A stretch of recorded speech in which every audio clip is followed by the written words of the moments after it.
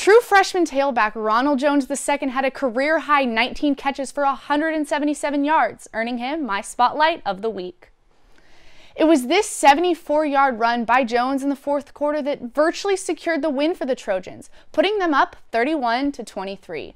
This run allowed Jones to break the single-game record for yards rushing by a freshman set by Lendell White back in 2003. Even though the Trojans lost to number 11 Notre Dame, they will have their work cut out for them this week in practice as they look to win the Pac-12 South. While the Trojans had great momentum going into the second half, USC couldn't hold off the Irish offense as they outscored USC 17-0 in the fourth quarter.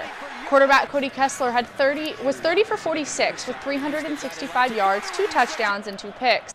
USC and Fullerton were tied 3-3, sending that game into penalty kicks. Goalie Sammy Joe Prudhomme struck first by saving the first Titan shot and sealed the 4-3 victory by saving the fifth.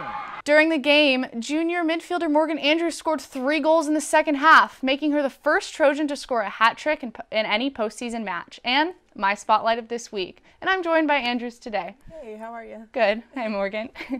So, coming into that game, did you expect to get those 3 goals? I guess you never really expect to score that many goals in a game, but really I just needed to score the goals in order to keep playing for the rest of the season. I didn't want my season to be over just yet. For the first time in 30 years, the Kansas City Royals have won the World Series, and fittingly, they did it in comeback fashion. In 8 of their 11 victories this postseason, they came from behind, 7 of which were from 2 or more runs.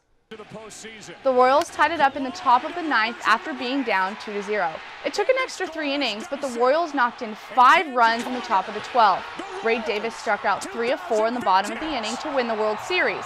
In honor of the win, many Kansas City schools will be closed Tuesday for the parade. The latest drama surrounding USC football came Saturday when Pat Hayden collapsed on the field before the game. Hayden was released from the hospital yesterday and is now in stable condition. Hayden said he felt lightheaded and had to drop to his knee before the USC medical staff came to his attention.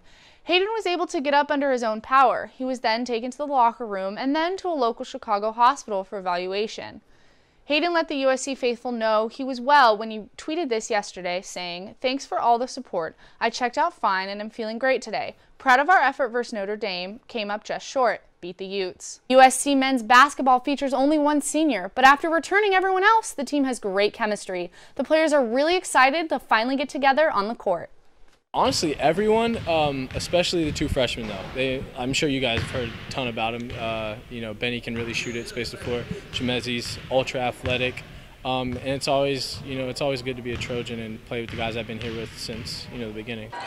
Junior libero Taylor Whittingham earned Pac-12 Defensive Player of the Week honors with 53 digs this weekend.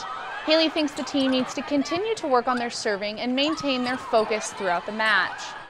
USC heads to the Northwest to face Oregon State and number 25 Oregon for the first leg of their 4 consecutive road matches. While the Trojans beat Cal on Saturday, wide receiver Juju Smith-Schuster underwent surgery today for a fractured hand.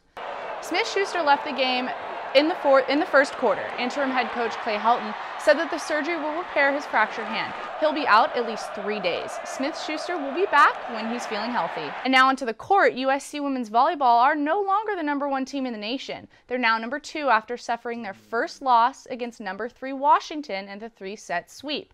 But the women of Troy bounced right back and earned a 5-set victory over Washington State.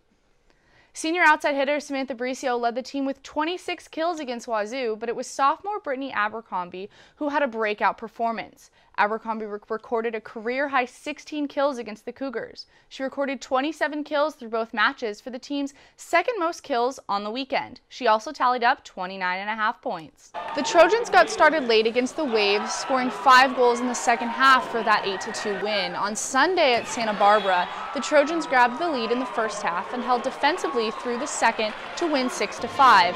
With their 2 wins, the Trojans improved to 5-0 in the MPSF. The Trojans will try to keep their record unblemished as they head out to face Pacific on Saturday. Now, Jodee, I must say I adore Adoree Jackson. I mean, he's had an incredible season so far. And that play was incredible, too. The way he makes it into the pylon to just get inches in there to make the football in there, that must take incredible strategy. Definitely. His offensive mind really helps when he gets things like that, like a pick 6 on defense. And get that interception. That duality on the field for him really shines through. Absolutely. Thanks, Jodee.